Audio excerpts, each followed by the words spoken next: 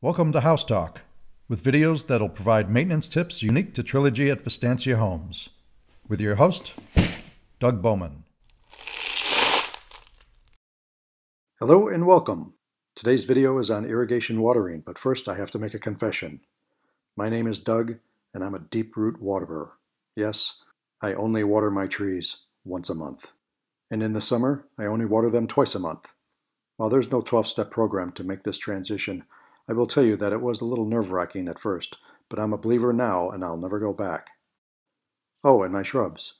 I use the deep watering method on them as well. While they do get watered more often than my trees, it's nowhere near the amount of times I used to water them. If this has gotten your attention, stick around because I'm going to turn everything you know about irrigating upside down. When I moved into my Trilogy home, there were settings already on my irrigation controller outside. And since the trees and shrubs seemed like they were doing all right, I just left it that way. The controller would start watering sometime between 6 and 7 in the morning. The shrubs would be watered for about 20 minutes every day, and the trees would be watered for about 30 minutes every other day. My guess is that there's a good chance that your controller has similar settings to these. Go ahead, stop the video and go and check. I can wait. While this short and frequent watering may keep your plants alive, it makes them incredibly captive to this frequent and shallow schedule. The recommended method I'm going to describe will make all the sense in the world, but it'll actually scare you to try it. This guidance comes from the Arizona Municipal Water Users Association, who represent all 10 city water municipalities in the Phoenix metropolitan area, including Peoria, and it's backed by studies by the University of Arizona and Arizona State University. We are only going to discuss trees and shrubs, not grass or flower annual pots or things like that. Everything we're going to discuss and more can be found in the Landscape Watering by the Numbers document that I've added in the first comment field of this video on my channel. If you're going to get serious about it and use this method of watering, I recommend you print it out and review it and save it for future reference as the season changes. Here's what we're going to talk about: knowing how much water your plants need, knowing how much water each part of your watering system applies, and then matching your system's output to your plant's needs. So how much water does your plant need? In the simplest terms, think of the area below your plant as a bucket filled with roots and dirt. The bigger and wider the plant, the bigger and wider the bucket. The goal is to fully saturate the bucket with water. Then let it be. Don't refill the bucket again until the bucket drains to about a quarter full. Depending on many factors, like size of the plant, time of year, and weather conditions, this can be days, weeks, or even for some plants, even months. This process builds strong roots that get water when they need it, and the proper drainage that allows the roots to absorb essential oxygen. How deep should you water? It's easy.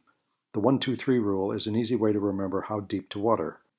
Water small plants to 1 foot deep, water medium plants, such as shrubs, to a depth of 2 feet, and water large plants, such as trees, to a depth of 3 feet. A good way to test how deep you've watered is to use a soil probe. A sharpened piece of rebar or a very long screwdriver works as well. About an hour after the watering, push the probe into the soil. It will slide easily through the wet soil, but be difficult or impossible to push through dry soil. Water your plants until you can easily slide the probe to the recommended depth. How wide should you water? After plants are established, most water-absorbing roots are located near the drip line, which is beneath the outer edge of the plant's canopy, not close to the trunk or stem. Concentrate your emitters along the drip line of each plant.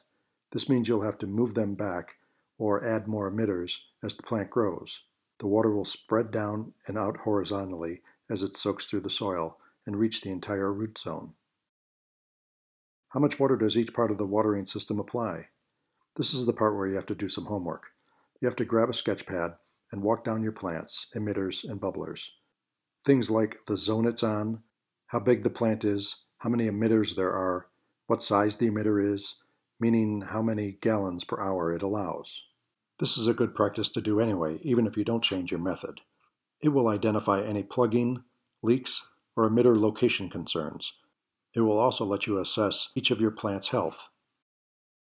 Once you've developed your sketch, you can categorize your plants into groups and put them on the runtime worksheet. We'll use this later to determine if changes are needed to your system. Matching your system's output to your plant's needs. The Landscape Watering by the Numbers guide provides this easy-to-follow table that recommends gallons required to wet the root ball for each category of plant. For example, it recommends that a shrub with a 3-foot canopy would need about 8 gallons to properly water the root ball.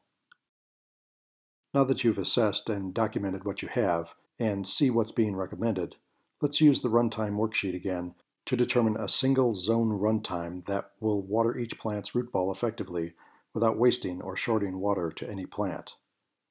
Here you can see an example of Zone 1 with several different plants and canopies, number of emitters for each plant, and the number of emitter flow rates.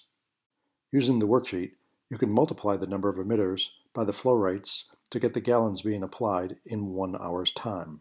Once you have the gallons being applied, compare it to the gallons that are recommended. When there's a difference, you tweak the numbers of emitters, the size of the emitters, or both to achieve the recommended amount. Now, because your irrigation controller can only turn Zone 1 full on or full off, you need to find a runtime that will satisfy the gallons required for each category of plant. Here we need to adjust several emitters and the runtime to achieve the recommended root ball watering for each plant. Once you determine what combination of runtime, emitters, and flow rates works best for your zone, you can set it and forget it. The only two remaining things you'll have to decide: the run start time and the frequency of watering. The run start time should be set at a time that will ensure that the watering will be complete before sunrise. This will ensure to minimize evaporation, which is the biggest drawback of short waterings. As for the frequency of water, this is the only variable you really need to adjust throughout the year. When you use a root ball wetting method, the number of gallons required to fill the bucket really doesn't change much, no matter what time of year it is. Using the Landscape Watering by the Numbers frequency chart, you can select the frequency that best suits your zone's plants. When I confessed to watering trees once a month and twice during the summer, this is where that recommendation came from. As long as I know the recommended gallons required to water the root ball, the number and flow rates of my installed emitters, I can calculate the duration I need my controller to operate my irrigation control valves. And with this chart, I know how often to run my system. If your landscaper has installed a shrub zone and a separate tree zone, this will be a method that you could use. If your landscaper set up the zones to be front yard and backyard, with the trees and shrubs on the same circuit, you'll have to find a compromise between the tree and shrub runtime recommendations. And to ensure you don't lose any plants in the process, you should err on the side of the shrub recommendation. For further information on all of these recommendations and your own copy of the Landscape Watering by the Numbers document, use the link shown here. You can also find the link on the first YouTube comment of this video. And as always, if you like this video, be sure to subscribe to my House Talk channel and hit the like button.